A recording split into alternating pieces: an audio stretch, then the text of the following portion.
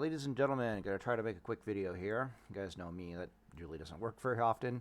So I read through the comments on my tank guide video, and some people keep asking me to talk about the talents, specifically for hardcore, or just for Paladin in general. I have videos on the talents before, but I think what they're actually asking more specifically is, and I'm going to talk about this while flying over to my farming area, is why A and not B type of deal, right? Like, why are we taking these talents over, like, say, not these other talents, and what are the options, and blah, blah, blah, blah. Things are different for hardcore than they are for non-hardcore, so I'll just talk about them as a general rule.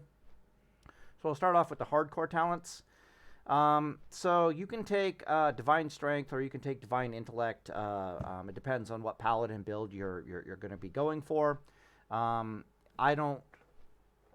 Basically, the best thing to do for leveling a Paladin, whether you're a Retribution Paladin or you are a hardcore Paladin, is to wear Stamina Spirit gear with very little strength on it whatsoever. So the strength really isn't all that valuable.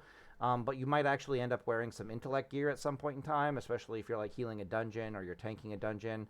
A lot of the guides out there, the best gearings are like, it's about 70% stamina spirit, and then 30% of the owl gear, which is the gear that is both intellect and spirit on that on the gear. That's what you do for non-hardcore, and so blah, blah, blah, blah, blah. At the end of the day, you're better off just doing a Divine Intellect for a ton of reasons. If you're tanking a dungeon, you're better off doing Divine Intellect over Divine Strength, because there might be a mage in your group, so you'll get the, even if you're in Stamina Spirit gear, you'll get the Arcane buff, and almost all your threat is coming from your Retribution Aura, Reflect damage, and your Consecrations, so Divine Intellect. Moral of the story here is just take Divine Intellect. Spiritual Focus is a super big deal on hardcore. You can get away with it on a non-hardcore server, but the problem is that the three things that'll slow you down the most in your leveling in Classic World of Warcraft are your downtime, your need to drink, and the time you spend running away for your life from mobs and or dead, running back to your corpse. Spiritual Focus is amazing at causing you not to die, not to have to run away from a fight, and so just generally increases your leveling speed in a very subtle and very meaningful way. Consecration, of course, is here just because we've gone this far into the Holy Tree specifically to pick up Spiritual Focus. What in the balls? Thank you, game. I mean, that's probably layered me or something. I don't know. But we came this deep into the Holy Tree specifically to pick up Spiritual Focus. And it's just one talent point away to pick up Consecration, so we put 1 point into Consecration. Consecration is an amazing front-loaded damaging spell. So, for example, you can, like, with this two-handed weapon, I have the option of running up to a mob, hitting them, judging a seal of righteousness into them, and then consecrating, and then if for some reason I have enough mana left over or the mob is scary enough, judging and consecrating again, right? You do like a double SOR judgment and like a double consecration. Even though consecration is not super mana efficient, there aren't a lot of... Let me switch over to a shield really fast here and get into a red aura while we are moving here. Kings. This is hardcore, so I'm just going to eat a... Yeah, I'm going to get my food buff. I'm just going to take this super seriously since I'm a little bit... while talking, I'm going to be distracted, right? So this is a mistake. Yeah, I don't want to make any other mistake while I'm talking and being distracted. Consecration is just a really good front-loaded mana spell, and if you're level with Stamina Spirit gear, so you have no downtime whatsoever, even though she's super mana efficient to use on a single mob, you just don't have anything else to really spend your mana on, so that's why we pick up Consecration. Once you're done with that, though, there really isn't any reason for you to go deeper into the Holy Tree. In the grand scheme of things, I think I could just run there. I'm going to go the circuitous route. But I think I'm high enough level I can just run into my farming area if I wanted to. But yeah, I'll play it properly. It's not that big of a deal. So we'll go the river route to get to the farm area. Right, talents. Anyways, there's almost no reason to go deeper into the Holy Tree. There's almost nothing there for you whatsoever. Your other options, of course, are so at that point you either put your talent points into the Ret Tree, or you put your talent points into the prot tree. The advantages to go in. So what I'm trying to say here is there's no change in gear. You're wearing stamina spirit gear, whether you like it or not, whether you're hardcore or not, just because it is the best gear for you to have on your paladin. Pretty much period. End of story. But your real decision is, do I go ret tree or do I go protection tree? Now, the reason why protection is really good is because you end up getting readout. Readout is absolutely amazing.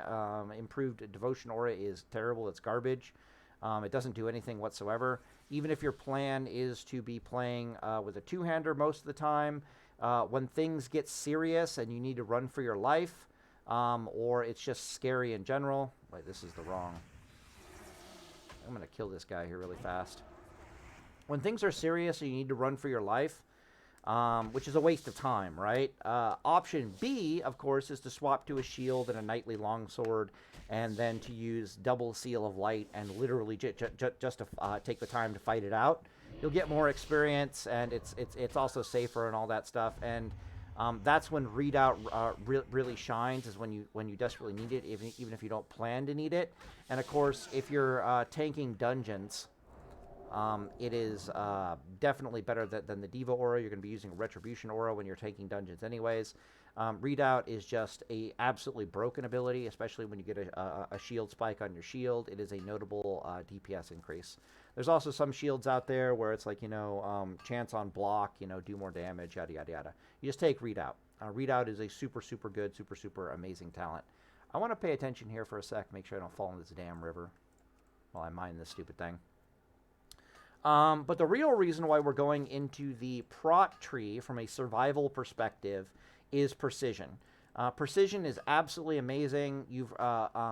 Precision is even better than the things that you can find in the retribution tree. Even though deflection is an absolutely amazing talent for reasons that we'll talk about here in a second.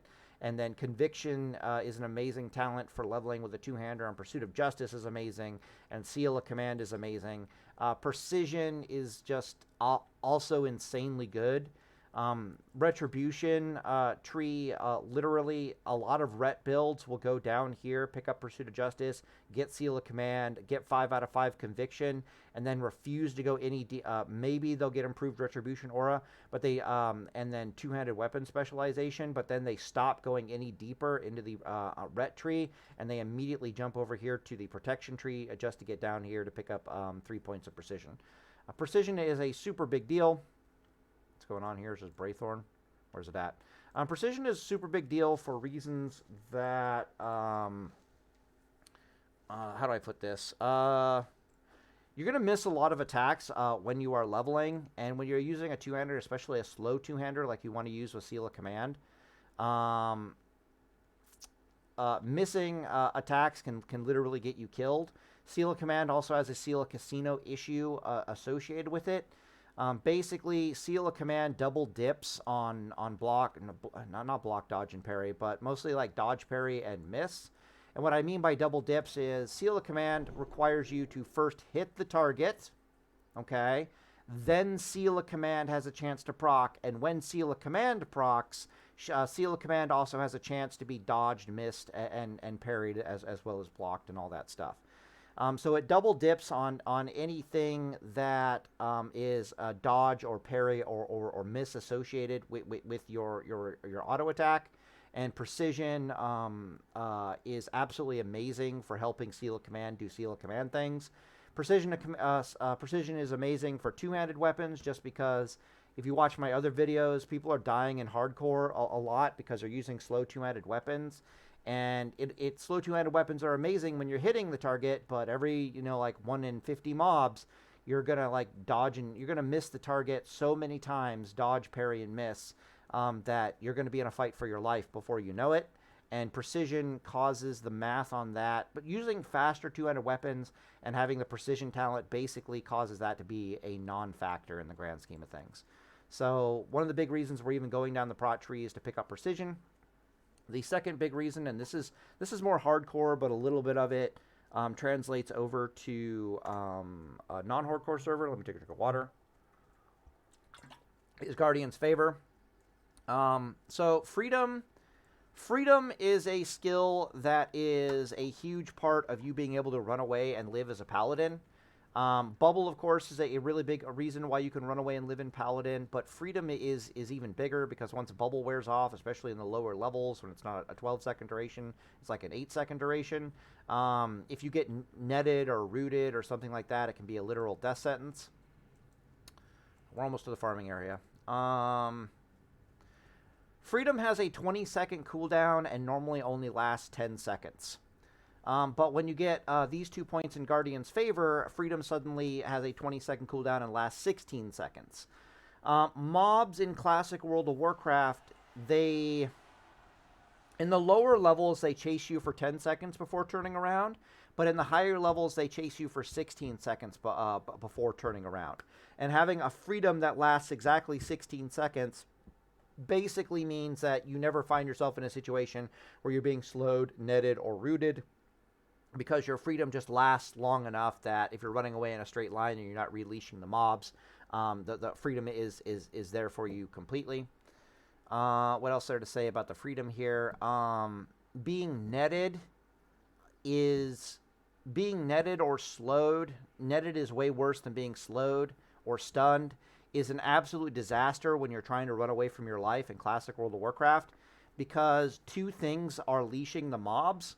The first thing that's leashing the mobs is you damaging them. The second thing that's leashing the mobs is if you stand still for a second and let the mobs attack you, they will be re-leashed on top of you, even if you didn't attack them back.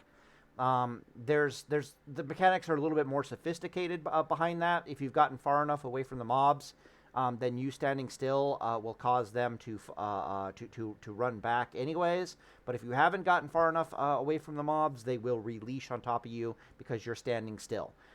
That's why when you stop to heal yourself as a paladin, class Flash of Lights or Holy Lights, the mobs releash on you. It's not because the healing is causing aggro. It's because you've stood still for long enough to cause the mob to stand still for long enough to releash you. Again, yeah, so moral of the story is, if you don't have improved Blessing of Freedom, like you're a deep ret paladin, you don't have improved Blessing of Freedom, the Freedom's only going to last 10 seconds. It's going to be perfectly fine at the lower levels, but like level 40 and beyond, you might find your Freedom run out just in time for you to get snared, which is just in time for you to releash the mobs, which is just in time for you to be like, oh shit, and fucking die. Now, in theory, you have Bubble, so you run away with Bubble, and then when Bubble wears off, you cast Freedom, and it's not that big of a problem whatsoever. That's how the Ret Paladins will get away from it. The Ret Paladin will go, oh shit, Bubble, start their run, use their healing potions, blah, blah, blah. When the Divine Protection is about to fall off, then they use their Freedom, and that's how they can get away with not having 2 extra points in Guardian's favor. But then comes the second reason why we're taking Guardian's favor. If you're not on a hardcore server, you can use Guardian's favor on its 3-minute cooldown to do more riskier and larger pulls, especially with consecration and any kind of cleave damage or retribution damage that you can muster together. And basically, you just Guardian's favor helps keep you alive even on non-hardcore servers. Especially as a Ret Paladin, because it basically means you always have Blessing of Protection or Divine Protection for you off of cooldown for you to use offensively. And how you use these abilities offensively is you basically use them to bandage yourself. You'll Bubble bandage, you will Blessing of Protection bandage, and that allows you to not have to run for your life anywhere near as significantly. So this is the other reason why you're going down the prot tree. The first one is to pick up Precision. The second one is to pick up Guardian's Favor. If you're on a hardcore server, we're picking up Guardian's Favor for defensive reasons. If you're on a non-hardcore server, you're picking them up because you can use them offensively on cooldown in conjunction with bandages to help guard you against bad RNGesus with your slow 2-handed weapon, or to help you basically, if I'm playing my Paladin on a non-hardcore server, the reason why I love these talents, especially when I have Consecration, is it allows me to pull like 4 mobs and then start AoEing on them, and then I can use Guardian's Favor and Blessing of Protection to either bandage myself or to heal myself safely. Usually you'll do both. These things last 8 seconds. You'll bandage yourself for like 6 seconds or so, and then you'll get a nice big fat holy light in, but pretty much before it wears off. I need to get the hell out of here. Stop jumping. All right, cool. Yeah, so this is my farm area. We're going to talk about farm areas here in a second, but moving on with the talents. All right, so once you're done with all this stuff, I put a point into Kings just for the hell of it, even though it's not the best talent in the world. I'm on Hardcore, so there are reasons for actually taking the King's talent. But really, you want 5 out of 5 toughness. And so you want 5 out of 5 toughness over shield specialization for a variety of reasons.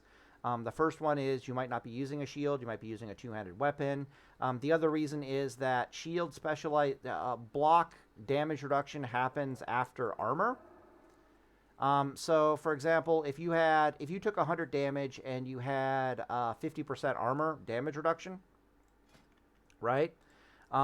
Let's say, for the sake of argument, you had a 20 block value in your shield, you had 50% armor, and you were taking 100 damage from a mob. Well, how blocking works is first you would take the 100 damage and reduce it by how much armor you have, so it would be cut in half, right, by your 50% armor. So rather than taking 100 damage, we're going to take 50 points of damage, and then the block reduction of 20 block damage reduction is then subtracted from that remaining 50 damage after the armor. So you take a whopping 30 damage if you successfully blocked that 100 damage attack at 20 block value and 50% armor.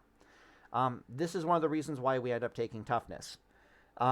Because toughness in a roundabout way is going to help your block value, because first it reduces the amount of damage you take by the armor, and then it reduces it by the block value. So in a roundabout way, we are increasing our block value.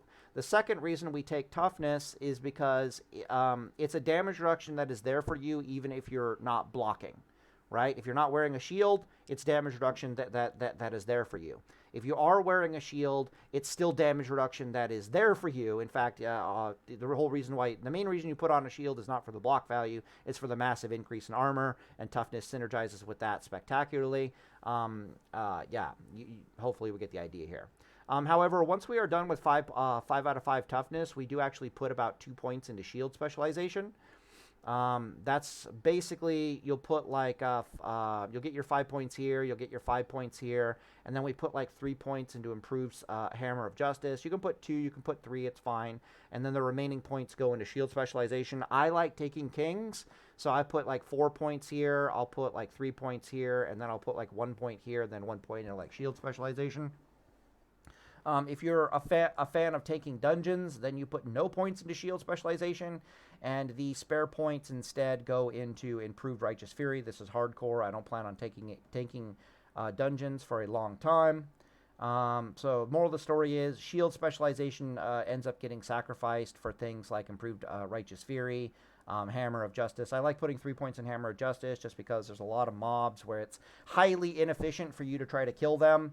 Or even dangerous for you to try to kill them if you don't have Hammer of Justice off a cooldown, and waiting a minute for Hammer of Justice to be off a cooldown. I'm thinking like the damn Medicine Men in Stranglethorn Vale. Trying to take them on without Hammer of Justice is any healing mob is just an incredible pain in the ass for a Paladin. So you put the 3 points in there, and suddenly I can kill one of those mobs every 45 seconds, pretty much no problem. What else is there to say around here? At that point, you're invested into the consecration tree, and you're so invested into the prot tree, you just keep going down the prot tree. You make a beeline for blessing a sanctuary. Once you have consecration and blessing a sanctuary, you're going to be level 41, and that's when suddenly you can start pulling. If you're stamina spirit build, you'll pull like 2 mobs together and start AoEing them down. Your standard combat rotation, I can log out here and just show it on Test Pally really fast. Your standard combat rotation, anyways, is basically to judge Crusader on a mob, and then do Seal of Righteousness, do 2 consecrations and 1 Judgment of Righteousness. That's like your standard rotation at that point. And when you're in Stamina Spirit gear, and you have Blessing a Sanctuary, you can just pull 2 mobs on you and just rotate on them like no problem whatsoever. Unfortunately, Test Pally is... no, we don't want the hardcore Skull Rock. We want Test Pally... yeah, no. We want Test Pally. Test Pally is me testing out Deep Holy Shock build, which was fine. I really enjoyed the Deep Holy Shock build. But in theory, at level 41, which this Paladin is, he definitely needs a respec to get Blessing of Sanctuary and Consecration. But we're just going to showcase what that looks like really fast when you're leveling. Okay, go Ret Aura. These mobs are actually appropriate level, which is funny, and they're elites, which makes it even funnier. We got everything we need, right? Yeah, I think so. Alright, well, we're going to use Seal of Wisdom. I'm going to pick the easier to hit mob of the two. But you'll pull, like, 2 mobs, and you'll just consecrate with, like, Judgment of Wisdom and, like, a Knightly Longsword. And then you just, like, spam consecrations into Oblivion. You'll notice our mana isn't really going down. I am a Holy Shock Paladin, so I'll just do a Holy Shock here. I do have a free crit heal, so we'll do our free crit heal. It's not that big of a deal. Thank you. But you can see that this is a Stamina Spirit geared Paladin. This is not a an Intellect geared Paladin. The Stamina Spirit geared Paladin. Let's zoom out here really fast. The Stamina Spirit geared Paladin wants to pull like 2 mobs at a time. Holy spell pushback, Batman. Wants to pull 2 mobs at a time and AoE them down. The Stamina Intellect build wants to pull, I think it's between 2 to 3 for Stamina Spirit, and the Stamina Intellect wants to do between 3 to 4. If you're on a hardcore server, you use the lower numbers for safety reasons, but if you're not on a hardcore server, I'll press the Alt button and do a Holy Shock here. If you're not on the hardcore server, I'm gonna run for my life here, you know, not that big of a deal. Seriously? Okay. Alright, just run for it. Not the big yeah. Alright, no. Do. Do. Ha ha. Yes, sir. Yeah, but you can see the higher level mobs will actually chase you for quite a bit of time. Alright, cool. Talking talents. Yeah, yes. Yeah. So, if you have Blessing of Consecration, so this Paladin here doesn't have Redoubt, doesn't have Precision, which is really bad for trying to get your mana back on that stuff, doesn't have 5 out of 5 toughness, doesn't have Blessing of Sanctuary. So, it's something like that against 2 elite mobs, it's not going to be a good time, right? I don't think I'm an herbalist, am I? It doesn't really matter. What else did it say? Yeah. So then from then on to 60, you basically just do some variant of AoE farming. Stamina Spirit build is better, especially when using a 2-hander in a 1v1 fight. And the Stamina Intellect build is better for gathering up a bunch of mobs and AoEing them down. Either one is perfectly fine to get your way to 60. Then the last thing to talk about, of course, is the Ret builds. So the Ret builds, it really depends on if you're talking about a hardcore Ret or you're talking like a normal server Ret. If you're a hardcore Retribution Paladin and you're not taking, putting points into Divine Might and getting Spiritual Focus or Divine Intellect and getting Spiritual Focus, you're taking your life into your own hands there. You're being a little sus on hardcore. But if it's not hardcore, if you're a super experienced Paladin, then what you do is you wear Stamina Spirit gear, okay? Especially early on, like the Silvered Bronze gear is basically perfect because it's got Strength, Stamina, and Spirit on it. And like I said, you basically just start putting your points into the Retribution tree. You put your points into Benediction. 5 out of 5 Benediction moves the needle a hell of a lot more than Improved Blessing of Might. Improved Blessing of Might is a lot like Improved Devo Aura is painfully useless. Literally just put 5 points into Benediction. It's much, much better. You can get Improved Judgment, but you only put 1 point into Improved Judgment, not 2. If you're an incredibly disciplined Paladin, you can put 2 points into Improved Judgment, but as a general rule, you only want 1 point in here. The reason for this is when you have 2 points in improved judgment, it'll be on an 8-second cooldown. Which means that if you're spamming the thing, if you are undisciplined and you are spamming the thing on cooldown, you'll only get 1 spirit regeneration tick from your improved judgment.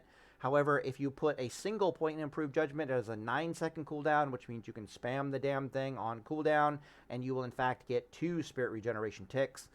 You do this for the same reason that we wait a second on our consecrations. So, for example, we consecrate, and then we wait a half a second, or like a second. So there's the first spirit tick. You can see it comes off cooldown. There's a second spirit tick, and then we consecrate again. So even though our consecration is on an 8-second cooldown, we pretend it's on a 9-second cooldown. Or you could even make a macro, I suppose, theoretically. I don't know if you could make a macro, but you probably could be able to. That'll just let you spam this button, but you really want to use it every 9 seconds and not every 8 seconds to guarantee the 2 mana ticks. Exact same thing happens with Judgment. Improved judgment.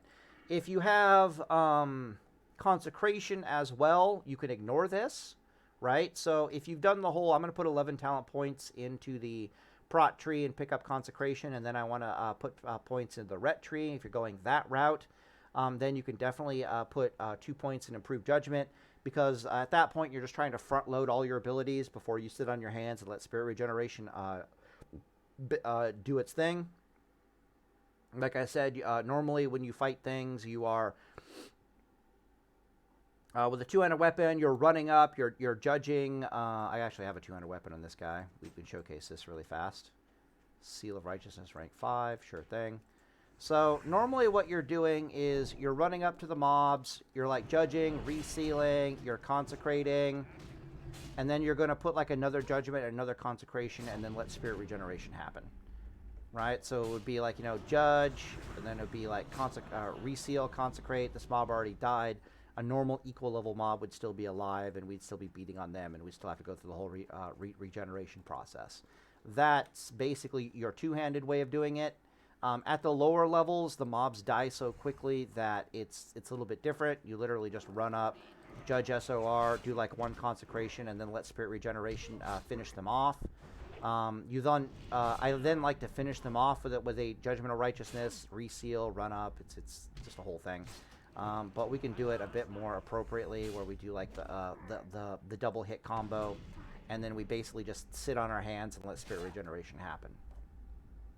What do I want to say here? Right, benediction, blah blah blah blah. So yeah, if you have consecration into your front load combo, then yeah, you can put 2 points here, but if you don't have the consecration, you want to put 1 point here, and you'll use like a slightly different, what am I trying to say? You'll use a slightly different rotation. You got to kind of experiment with your rotations while you're grinding on mobs, because the rotations will vary considerably based upon, so since I healed, I want to do like a full, I've stopped spirit regeneration, so I might as well front load a bunch of damage into this guy. You need to experiment with what rotation you're using at what levels, because it really varies upon what abilities have been trained at what times, if that makes any sense. I actually need these guys for a quest. What the balls? Okay, that's good to know, I guess. What else is there to say about talents here? Retribution, right.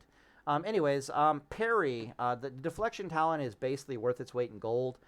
This one is basically useless while you're leveling. Oh, I forgot to talk about improved Seal of Righteousness. Improved Seal of Righteousness is terrible. Stay the hell away from it. It improves the amount of damage that your Judgment of Righteousness does. It does what it says in the tooltip. It improves it by 15%. It also improves the judgment damage by 15%. But what it doesn't tell you is that it doesn't improve the totality of the damage by 15%. It only improves the base damage of Seal of Righteousness by 15%. So, for example, on my level 60 Paladin, with his full tier 2 set, the base damage of my Seal of Righteousness is 22. Improved Seal of Righteousness will increase its damage per Flurry Axe attack by exactly 3 points of damage. All 5 talents for plus 3 points of damage. but then all my spell power is increasing my SOR damage by like 100, but improved Seal of Righteousness is not improving that damage whatsoever. It also goes for your Judgment of the Crusader. So this plus 15% is for the base damage of Seal of Righteousness. It's not for any additional spell power damage behind the ability. So when you judge a Crusader on it and you like double the amount of damage your Seal of Righteousness does, this talent does absolutely nothing for that whatsoever. It's basically useless. Stay the hell away from it. On the flip side, Deflection is amazing because of Parry Haste. The way Parry Haste works is when you parry an attack, the remaining cooldown on your weapon is reduced by 40%. Okay? So when you're using the slow two-handed weapons, which is what Retribution wants to do, Parry Haste is literally your best stat. It is better than any other stat that you can possibly put on your Paladin. But don't get too excited because parry chance on gear in Classic World of Warcraft is virtually non-existent because of how overpowered it is. Yeah, so when you're fighting, this is one of the reasons why you actually want to fight multiple mobs when you're doing like a Stamina Spirit build at the later levels. It's because you can consecrate on both of the mobs, and in theory you're using like a slow two-handed weapon because you've gone down to the Retribution tree. If you pick up, improved deflection here, put 5 points in that, you have a 10% chance to parry, and those parries are reducing the cooldown on your auto attacks. It's basically increasing the number of auto attacks you get on average by something stupid like somewhere between 25 to 30%, and that number only increases closer to like 30, 35% in increase to the number of auto attacks you get if you're fighting two mobs. This is another reason why at the later levels you don't want to go any deeper into the Retribution tree that you have to. You literally come down here and pick up Consecration. You're a Stamina Spirit build with a slow two-handed weapon. You're just living off of Deflection and Parry Haste. Absolutely beautiful. Seal of Command and Parry Haste and slow two-handed weapons synergize together like a motherfucker, and it is absolutely beautiful. It is a sight to behold. Yada, yada, yada. What else did I say about this? Yeah, so pick up Deflection, put 1 point in Improved Judgment, put 4 points over here. Then you get Seal of Command. You can get Pursuit of Justice, or you could ignore it and put your points in, do the Conviction. Vindication is okay, but you really don't have the spare talent points for it. Because very quickly we have to start making some decisions. It's like getting Improved Ret Aura is super worth it. But going any deeper into the tree is usually not worth it, even though you have 200 weapon specialization here, increase your damage by 6%. That's as deep as you would possibly go into the Retribution tree. The problem is that every point we put into the Retribution tree is a point that is a level that we're not getting precision. It's a level that we don't have healing in combat and consecration. It's just a bad time. Some people like going all the way down. It's a terrible idea. If you are mentally handicapped enough to somehow watch a Paladin video, this is probably like half an hour into the stupid video. If you're somehow mentally challenged enough to watch this video and yet not take my advice and come all the way down here to put 5 points into Vengeance, know that what this means is that you want Shadow Oil or you want Frost Oil on your weapon, and you don't want the enchant you want on your weapon is let me think. Is Lifestealing. You want the Lifesteal enchant on your weapon. The reason for this is because when you proc oils from your weapon and they crit, they have a chance to proc Vengeance. When you proc Lifesteal from your weapon, which has a pretty high chance to proc Lifesteal on your weapon, it's also... Lifesteal is competitive in damage with Crusader enchant, so it's one of the better weapon enchants for any weapon in the entire game. On top of the fact that it also heals you, but it's super valuable for Vengeance Paladins because when the Lifesteal procs crit, they can proc Vengeance. So if somehow you've watched this video deep enough to ignore my advice and actually put 5 points in Vengeance, just know you want to start using oils and you want to start using the Lifesteal enchant because they will drastically increase your Vengeance uptime on targets. But honestly, you're better off. Consecration is just going to be more consistent damage. Precision helps Seal of Casino issues while you're leveling, because there's not a lot of hit gear while you're leveling, or there's literally no hit gear while you're leveling.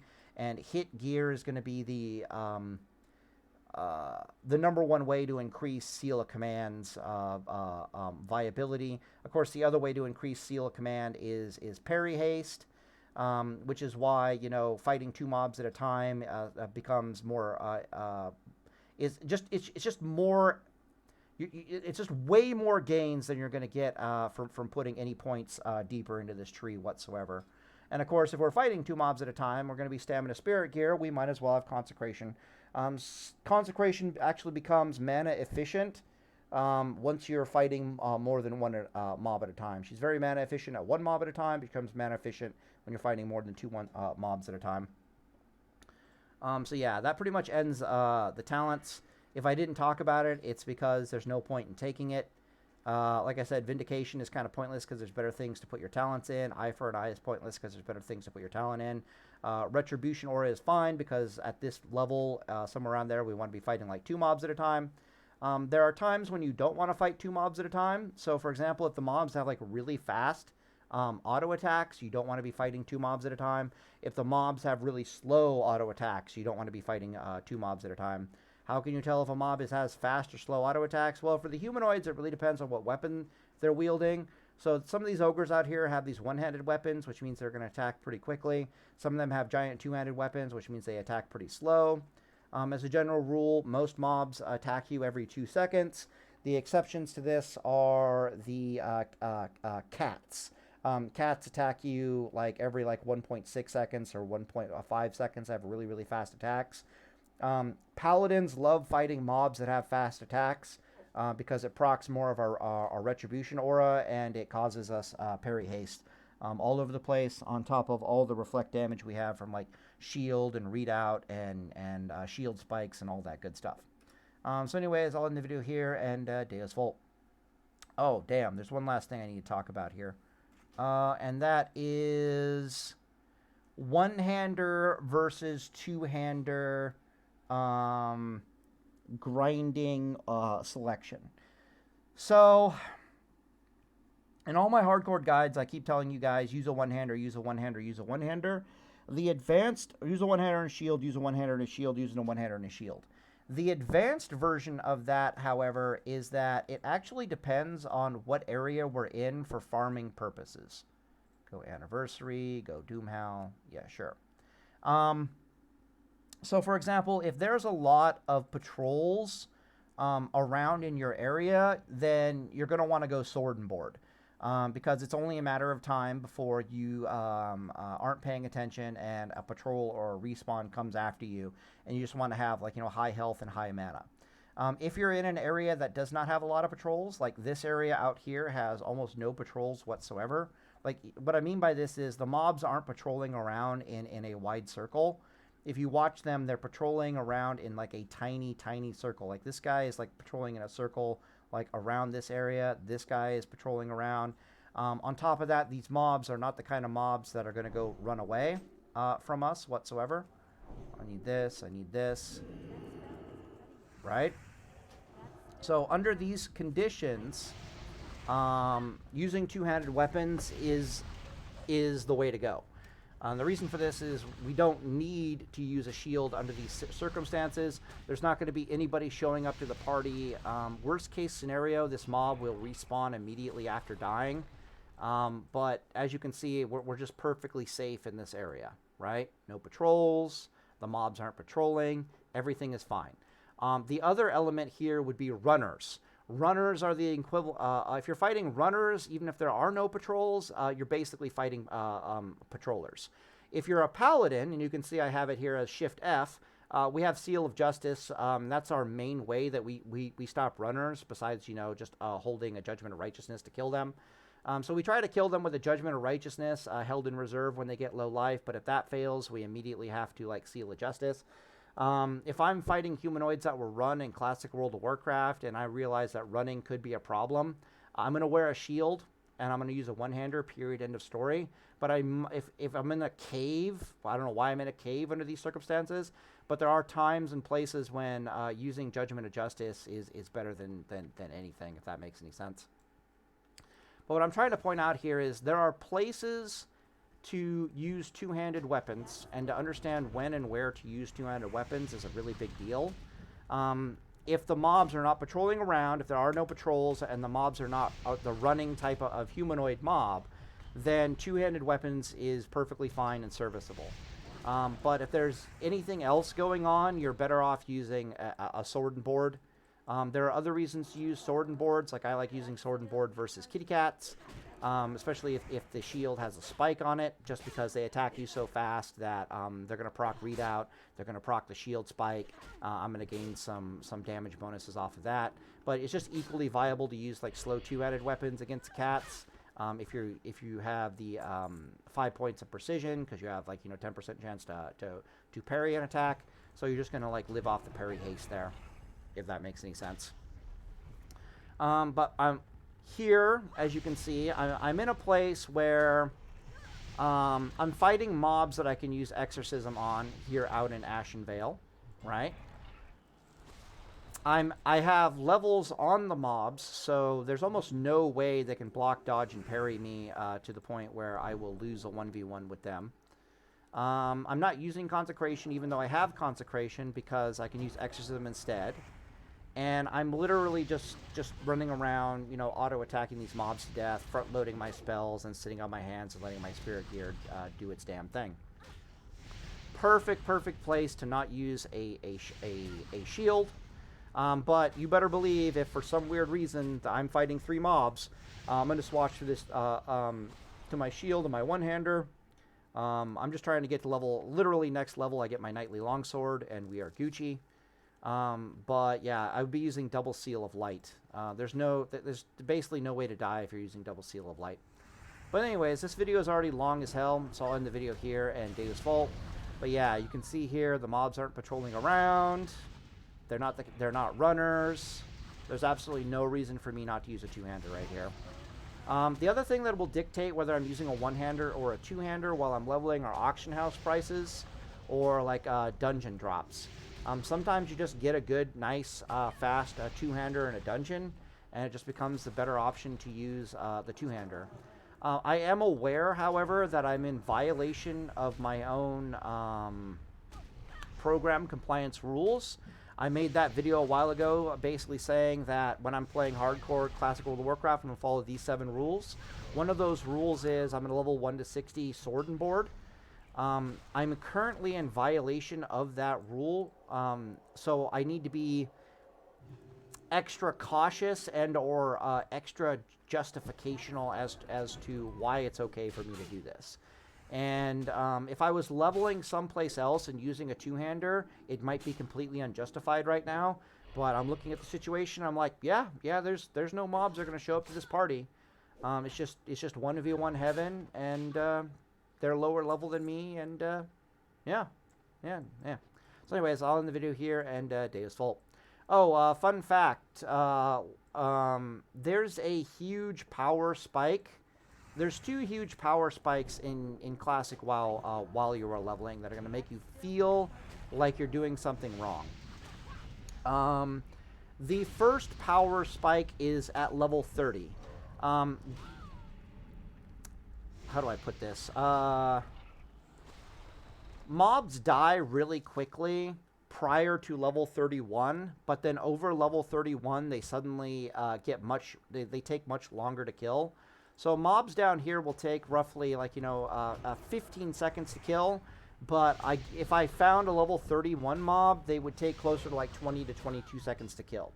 There's a massive stat increase on the mobs going from level 30 to level 31. And the reason why Blizzard does this is because every class's 21 talent point, which you get at level 30, is a big boy level talent for a lot of classes. The other power spike, of course, is more well known. It's at level 40. That's when a lot of classes get their level 31 talent point. So warriors are getting Mortal Strike, you know, Shadow Priests are getting their Shadow form. A lot of classes are getting a notable power spike with their level 31 talent. And Blizzard buffs the mobs at level 41-ish rather dramatically to compensate for that. But the first power spike is at level 31. When I hit level 30, the first thing I did was I went to Desolates, and I tried to farm the level 31 to 33 satyrs out there, which is what my guide basically says to do. They kicked the shit out of me. They sent me back at Debril. I didn't die, but it took me so long to kill those mobs that I suddenly remembered why I insist upon grinding the level 29 to level 30 mobs out here specifically, or the ogres in Duskwood. Until I get basically as high level as possible, until I get like level 33 in my damn knightly longsword. Because if I don't do that, I'm basically running face first into the power spike a little bit ahead of time. So yeah, I went to go kill the satyrs, level 30. It sent me right back out here, and I've just been grinding on these mobs pretty much ever since. The only reason my mana is going down right now is because I'm not using the food buff while making this video. So anyways, all in the video here, and Datus Volt, you should be using a two-handed weapon. Just be very mindful of why and where you're using a two-handed weapon, and always have a reasonable, up-to-date shield from an armor perspective, and your knightly longsword on standby for when things get absolutely serious.